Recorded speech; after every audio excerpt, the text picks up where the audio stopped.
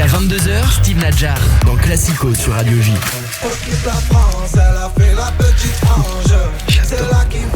J'adore cette chanson.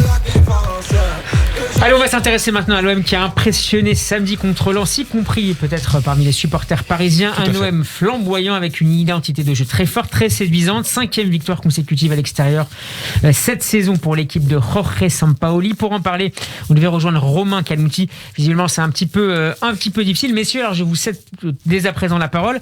Est-ce que vous considérez qu'après le match de samedi soir de l'OM, cette équipe marseillaise est peut-être l'une des plus séduisantes de notre championnat, en tout cas pendant ce mois de janvier? C'était un match charnière pour Marseille, parce que pour moi j'attendais beaucoup ce match par rapport au match aller où Lens avait gagné au Vélodrome. Donc c'était un vrai test et franchement ils ont répondu présent et je pense que ça lance très bien la deuxième partie de saison de l'OM et que là ils vont être durs à aller chercher sur la Ligue des Champions. Moi j'ai douté vraiment après le match aller de leur capacité à être en Ligue des Champions. Là, ça semble affermi. Bakambu a fait une belle rentrée. Alors, le but, c'est vrai que le gardien lensois n'est pas exempt de reproche, mais malgré tout, ça met en confiance. Est-ce que vous êtes surpris par ce niveau de jeu pour l'équipe qu'on disait franchement, oui. Alors là, finalement assez limité après un beau début de saison? Complètement. J'ai vraiment été impressionné par le jeu marseillais samedi soir. Franchement, c'était une prestation collective de très haut niveau, je trouve, sincèrement, et puis surtout que Lens fait une superbe saison, est elle aussi une grosse machine collective qui a été complètement asphyxiée. Il y a des joueurs qu'on n'a pas vu du tout, Fofana on l'a pas vu, Klose pareil, et surtout là franchement tactiquement il y en a des choses à souligner. Alors déjà moi il y a quelque chose que j'adore, Pau Lopez. Franchement, quand il est venu, Dieu sait que j'étais pas fan, mais sincèrement son placement très haut sur le terrain, limite en 3e défenseur central. Bon, c'est hyper intéressant. Franchement, ça offre effectivement, ça offre des possibilités de relance. Il sort bien aussi. Il sort très bien. Rongier qui est un faux arrière droit, limite milieu, il le fait très bien. Effectivement, ça apporte quelque chose. Camara, pareil. Camara, très intéressant aussi, qui redescend pour être le 5e défenseur et le 3e défenseur central. Enfin, il fait un gros travail parce qu'il sort à chaque fois à la première relance, c'est lui qui sort. Ensuite, il redescend pour être 5e défenseur.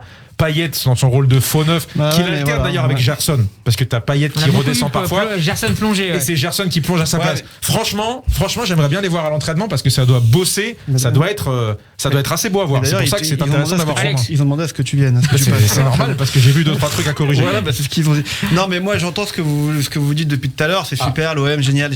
Mais c'est pareil qu'avec le PSG en vérité. C'est oui, ok, ils jouent super bien samedi soir face à une très belle équipe du RC Lens. Mais en fait, avec l'OM, le problème, c'est que tu sais jamais s'ils sont vraiment lancés. Parce qu'ils peuvent te faire des matchs incroyables contre Lens et te faire un match dégueulasse contre Reims, un autre match dégueulasse contre Brest, et puis après te faire un match, tenir en échec Paris 0-0 au Vélodrome, et puis après recevoir Saint-Etienne et faire un partout. En vérité, le problème de l'OM, c'est qu'ils n'ont aucune stabilité, aucune régularité. Alors oui, on dit ils montent progressivement en régime. Notamment sur le plan défensif, c'est la meilleure défense du championnat. Mais d'accord, dans ces cas-là, il faut vraiment espérer que Bakambu soit l'attaquant, le grand attaquant qui nous ont vendu depuis des années. Ça sert plus à rien le grand attaquant, ça y est, voilà, ils jouent sans grand attaquant, c'est fini ça. Sauf que ça veut dire que ton équipe elle tient que sur Payet.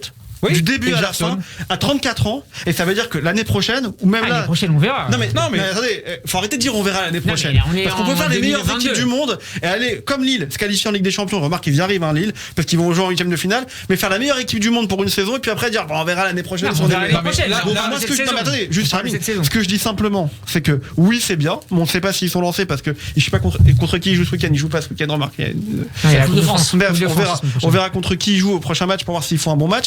Mais leur équipe et leur attaque, on peut dire ce qu'on veut, ça repose uniquement sur Payet, qui est très fort. Il y a Gerson aussi qui se mêle. Il y a Under la semaine dernière, il y avait Under. La semaine dernière, Gendouzi, pas un mot sur Gendouzi, messieurs. Non, t'as raison, il y a 2 joueurs que j'ai pas cités alors que je les avais notés sur mes petites fiches Bristol préparées samedi soir pendant le match. Gendouzi. Ça va être un bon match. Non, Gendouzi, il amène franchement une présence sur le terrain, c'est vraiment le patron. Il est d'ailleurs à l'avant, mais il marque. Il a encore une la passe d'ess sur exactement, il est présent, il défend et il obtient le pédo. Et Saliba, mais c'est top niveau. Non mais c'est vrai, ça fait très longtemps qu'on n'a pas vu ce joueur à ce niveau-là. Franchement, il fait un match samedi soir. Il fait encore un but impressionnant. C'est incroyable. C'est incompréhensible qu'il n'ait pas eu sa chance à Arsenal. Il est prêté sans option d'achat. Il n'a jamais fait jouer, c'est quand même fou. C'est aussi le mystère du mercato. Mais en tout cas, c'est bien senti. Franchement, c'est bien senti parce qu'il a stabilisé l'arrière-garde marseillaise. Luan Pérez, c'est intéressant. Je te dis, Rongier, c'était aussi intéressant. Est-ce qu'il faut tirer notre chapeau en cette période de mercato non seulement à Jorge, mais à Longoria? qui nous ramène des joueurs comme ça qu'on connaissait, mais bon, qu'on pensait un peu cramés. Mais à Jorge, Mais ça, oui, enfin, franchement, oui, non, oui, mais tu as raison. Paul Lopez. Non, t'as raison. En même temps, j'ai l'impression que c'est un Saliba. peu. Tu as raison. Bakambu. Mais Gerson. Non, Gerson, ils l'ont. Under. Non, mais ça. Attention, il y a une on mélange tout. continuité. Alors, il y a une continuité quand même Non, intéressante il y a dans le recrutement. Tout à fait. Non, mais il y a les joueurs qu'on achète et il y a les joueurs qui sont à la cave et qu'on fait venir pour leur donner une seconde chance. Et sur ce deuxième type de recrue, ça, j'ai l'impression que c'est généralisé aujourd'hui dans le foot français parce qu'il n'y a plus d'argent. Il n'y a plus d'argent, donc il faut être créatif. En tous les cas, il s'est pas trompé. Franchement, Lyon, ils tenter, ont pas fait le chose. quart de ce que j'avais fait. Tenter, c'est une chose, mais réussir tous ces paris, c'est quand même pas mal. À part Luis Enrique. Voilà, tous. Non, mais il a pas été mauvais. mais exactement, tout le monde est dur avec celui Luis Enrique. Il fait un gros travail défensif aussi pour serrer close. D'ailleurs, il est attaquant, c'est bien. D'ailleurs, il est attaquant, c'est important qu'il fasse un gros travail défensif, Luis Enrique. Il fait 2-3 accélérations. Attention, je peux dire qu'il va vite. 2-3 accélérations. Non, mais bon, Luis Enrique, pour moi, pour le coup, c'est un échec, les amis. Mais là, vous parlez de recrutement, ce qui est intéressant, et je suis désolé, j'ai ça en tête, mais on parlait l'année dernière, rappelle-toi de l'OM, il faut construire sur des années, il faut prendre le temps pour faire un grand club.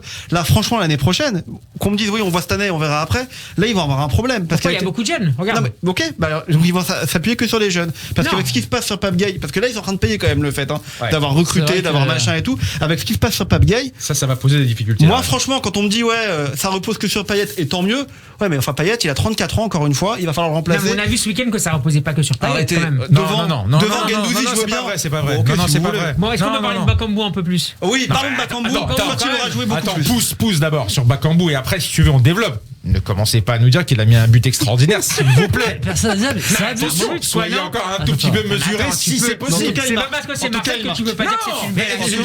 J'ai avait aussi son entrée, tu peux le dire.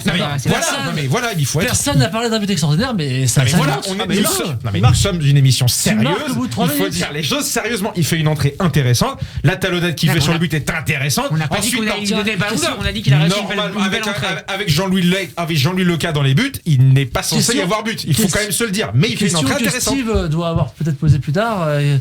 Avant Bakambu qui avait marqué un but le plus précoce pour Marseille. Qu'est-ce que en recrue. En nouvelle recrue. Le joueur qui avait marqué le plus il a posé des questions lui. C'est pas Titi Camara qui au contraire avait attendu. J'aurais dit Ravanelli. Balotelli. Ravanelli. Non. Payet. 4 minutes de jeu. Bravo. Il a le droit de poser des questions lui? Non. Quel avenir pour Milic? Tu passeras à la compta. Milic, écoute, franchement, Milic, c'est décevant. Erreur de casting pour le coup. Mais non, mais arrêtez de mettre les gens dans des cases par comme ça. rapport au système. On parle de Milic à la Fiorentina. Pour remplacer Vlahovic. En fait, la question, c'est qu'est-ce que veut faire Sampaoli? C'est quoi l'idée de jeu? Si l'idée de jeu joue au foot, a priori. Ça n'a pas toujours été sûr. Il a des infos confidentielles. Il connaît beaucoup de choses. Et ça n'a pas toujours été si évident. Non, mais on s'est posé la question, effectivement, est-ce qu'il faut que Marseille joue avec un 9 ou pas? Donc Milic. Et je me rappelle d'ailleurs qu'Alexis Visan nous disait mais Milic c'est extraordinaire, il faut qu'il joue. Bon, je suis d'accord avec toi. C'est pas dit extraordinaire, mais pour moi il faut qu'il joue. Mais en fait c'est un débat plus global que je voulais pas dire sur Icardi, mais qui revient sur Milic. Alors vas-y. C'est qu'en fait aujourd'hui tout le monde se prend pour Manchester City. Non, les entraîneurs veulent jouer sans neuf. En fait, on ne sait pas plus ce que c'est qu'un neuf. C'est-à-dire que Icardi, on a le projet de ne pas être un technicien, mais parce que le rôle d'un neuf, il a changé maintenant. C'est-à-dire que les gens, ils veulent pas de neuf. Ils veulent des mecs qui dribblent, qui mettent des frappes dans le quart du terrain. Le rôle du neuf, à la Inzaghi, entre guillemets. Mais il y en a plus comme ça, en fait. Mais si, il y en a. Icardi, Milik, Benzema, il est comme ça. Benzema, c'est pas. Non, Benzema, c'est un 9,5, c'est un technicien, c'est un mec à du ballon. Mais les vrais neufs, qui sont pas des techniciens purs, mais qui sont des joueurs de surface. Non, mais. Aujourd'hui, dans le jeu d'un entraîneur comme Sampaoli, est-ce que ses coéquipiers devraient jouer? Est-ce que ses coéquipiers devraient jouer pour Milic, pour le mettre dans une meilleure situation? Non, il devrait pas jouer pour Milic. Voilà, quand il joue. C'est ce qui se passe dans beaucoup de clubs quand vous avez un grand neuf. Tu joues pour ton neuf. Tu joues pour ton neuf. Attention, là tu parles d'un neuf qui joue, qui quoi qu'il arrive, il joue, ça c'est indiscutable. Et les joueurs se mettent autour de lui dans l'équipe. Quand même, c'est pas n'importe quel attaquant. Quand Marseille cherche son grand attaquant à la base, c'est pour jouer pour le grand attaquant. Quel numéro 9 depuis qu'il cherche un grand attaquant s'est imposé à l'OM et a fait jouer le club pour lui? Milic à le niveau. Non mais c'est pas la question que je te pose. Quel numéro 9 s'est imposé depuis des années à Marseille et qui a fait en sorte que l'équipe autour de lui s'adapte? Personne. Aucun. Voilà, aucun. Donc oui, mais est-ce que c'est pas une erreur justement avec Milic? C'est là où Sampaoli, franchement, il faut lui reconnaître des mérites. Il arrive à faire jouer cette équipe sans neuf. Et contre Lens, qui n'est pas n'importe quelle équipe de notre championnat, ça marche par des compensations, par Payet, par Under sur les côtés qui est hyper intéressant. Voilà. Vu que je suis passé à la compta, j'ai vu que musique c'était la plus grande valeur marchande. Quand même, en attendant la fin de Musique l'émission. c'était la plus grande valeur marchande, la plus grosse valeur marchande potentielle de l'OM. Et ben alors. Quelque part, tu peux te demander, c'est quand même dommage de pas réussir à mettre en valeur ton joueur à la plus grosse valeur marchande. Un peu la méthode à la Icardi au Paris Exactement, Saint-Germain. voilà. Le faire jouer à fond, mais il marquera pas. Donc voilà.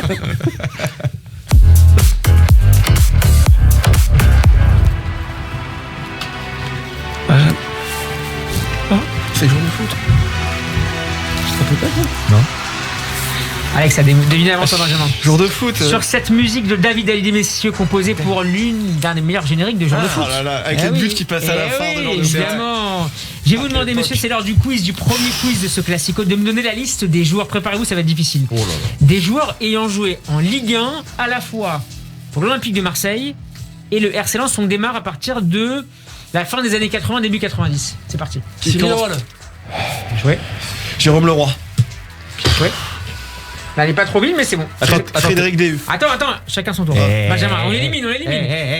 Hein Frédéric Déhu. C'est bon, on enchaîne. Bedimo. Allez, regarde la liste. Non, pas triche. Non, monsieur. Regarde la liste. Bedimo, c'est bon. Incroyable. Alex. C'est dur, hein. Qu'est-ce que c'est que ces quiz deux balles De mémoire, mais je Vas-y, dirais vas-y, une vas-y. bêtise. De mémoire, ouais. Il y en bah a eu ouais. beaucoup, il y en a De vraiment mémoire, beaucoup. ouais, Guillaume ouais. Barmus, il a pas joué à l'OM. Il a joué à Bien sûr. Il a joué à Lens et à l'OM. Guillaume Barmus. On Il n'y a enchaîne. pas Lamine Sako. Attends, c'était à lui là. Oh, non, c'est à lui. Garde-le. Lamine Sako, non Tu vas le prendre celui-là. Ah, faut arrêter la Non, mise mais à lui, quoi. c'est une arnaque. Lamine Les gars, il y a Sako. des règles, excusez-moi, il y a des règles. Alex, arrête de tricher. Attends, faut que je me concentre là. Il y en a plein. Quoi, t'en as plus là Si, j'en ai. Sérieux Mais sérieux Oui, est-ce qu'on peut avoir un peu de David Hallyday en rab? Moi j'en ai un là. J'aurais dit toi Philou Maolida, non? Toi, Philou Maouida, absolument. Il a J'avais, bossé, oui, c'est pas 2007. possible. Il a bossé, qu'est-ce qui se passe Alors, sortez le téléphone. Non mais il y a Non, un truc, arrêtez. Wikipédia le gars. Benjamin, Mais je- Alors un attaquant qui a joué à Qu'est-ce Lille. que je te dise À Lille À Lille. En Angleterre. Oh là là. Putain, c'est pas vrai, qu'est-ce que je te dise À Lens L'ancien capitaine de Bordeaux, un autre joueur. Oh là là. Le plus vieux défenseur de Ligue 1. Oh là là. Messieurs. Hilton. Vittorino. Bien sûr. Hilton et Vittorino. Et il y avait Loïc Rémy. Bien sûr, Oui. avec Ça j'aurais pas trouvé. Non, Franck très Dumas, mauvais, j'ai honte. Stéphane Non, Delma. Non, j'ai honte, j'ai honte. Messieurs. Non, Ah, j'ai honte, bah, j'ai honte. Stéphane bien Delma. sûr. c'est honteux, quand même. Luciano Roumain, messieurs. Ah là là, j'ai honte, non, j'ai Titi honte. Camara, messieurs.